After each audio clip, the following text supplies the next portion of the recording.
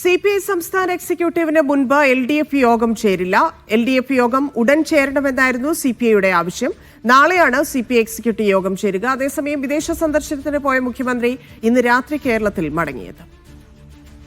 വിജിൻ പായന്തോട് ചേരുന്നുണ്ട്. വിജിൻ, LDFന്റെ യോഗം പിന്നീടെന്നാണ് അറിയുന്നത്. മാത്രവുമല്ല, ഇന്നിപ്പോൾ മുഖ്യമന്ത്രി എത്തുന്നുണ്ട്. മുഖ്യമന്ത്രിയുടെ നിലപാട് വിഷയത്തിൽ നിർണായകമാണ്. അദ്ദേഹം മാധ്യമങ്ങളോട് സംസാരിക്കുമോ എന്നൊക്കെയുള്ള കാര്യങ്ങളിൽ ഇപ്പോഴും അവ്യക്തത തുടരുകയാണ്. CPI എക്സിക്യൂട്ടീവിന് ശേഷം യോഗം ചേർന്നാൽ മതി എന്നതിലേക്ക് LDF എത്താനുള്ള റീസണും അതുതന്നെയാണോ?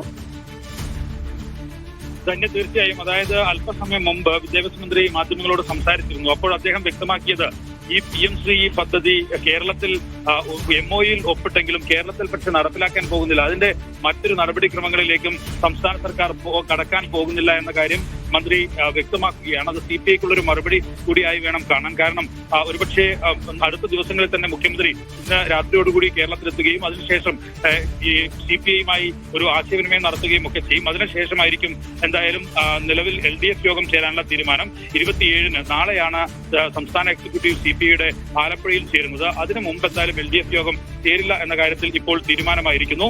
മുഖ്യമന്ത്രി വന്ന ശേഷം പാർട്ടിയുമായും CPM നേതാക്കളുമായും ഒപ്പം തന്നെ മന്ത്രി V ശിവൻകുട്ടിയുമായും ഒക്കെ ആശയവിനിമയം നടത്തിയ ശേഷം ഇക്കാര്യത്തിൽ CPIയെ ബോധിപ്പിക്കേണ്ട കാര്യങ്ങൾ അവരുമായി ആശയവിനിമയം നടത്തി ബോധിപ്പിക്കാനുള്ള ഒരു നീക്കത്തിലേക്കാണ് നിലവിൽ ഇപ്പോൾ കടക്കുന്നത്.